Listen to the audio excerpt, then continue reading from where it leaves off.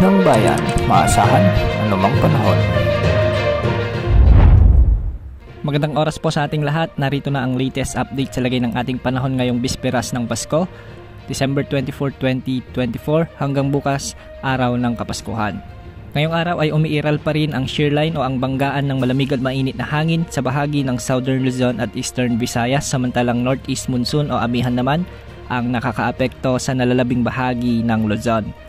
Samantala patuloy pa rin nating minomonitor ang dating si Bagyong Romina o ngayon ay may international name na Tropical Storm Pabuk. Huli itong namataan ng Pag-asa sa layong 295 kilometers, hilagang kanluran ng Calayan Island sa may Palawan.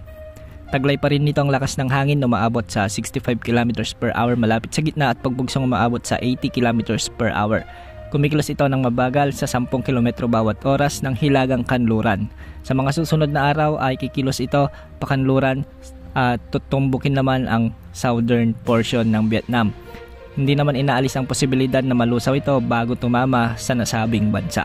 Dahil nga sa shearline, asahan ang maulap na kalangitan na may mga kalat-kalat na pag-ulan at pagkidlat pagkulog ngayong gabi, lalo na sa pagsalubong ng Pasko sa Metro Manila, Central Luzon, Calabarzon, Mimaropa, Bicol Region at Eastern Visayas. Kaya hindi inaalis ang posibilidad ng mga biglang pagbaha at pagguho ng lupa, lalo na kung may mga moderate to heavy o katamtaman hanggang sa malalakas at minsan ay matitinding pag-ulan. Samantala sa Cagayan Valley at Cordillera Administrative Region ay magiging maulap pa rin ang mga kalangitan na may mga kasamang pag-ulan. Dulot naman ito ng amihan o northeast monsoon. Dahil nga dito, may banta pa rin ng mga biglang pagbaha at pagguho ng lupa, lalo na kung may mga katamtaman at minsan ay malalakas ding pag-ulan. Samantalang sa Ilocos Region, malamig na panahon ang inaasahan, ngunit magiging bagyang maulap hanggang sa maulap ang mga kalangitan na may mga kasamang isolated light rains o kalat-kalat na mahihinang pag-ulan, dulot pa rin ng amihan o northeast monsoon.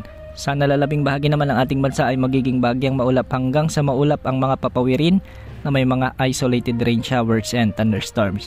Dulot naman ito ng umiiral na easterlies o ang hangin na mainit mula sa karagatang Pasipiko.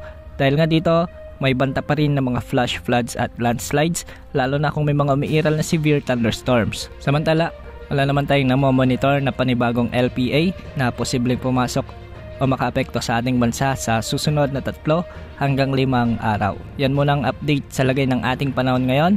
Merry Christmas sa ating lahat. Ito po ang weather update ng bayan, maasahan anumang panahon.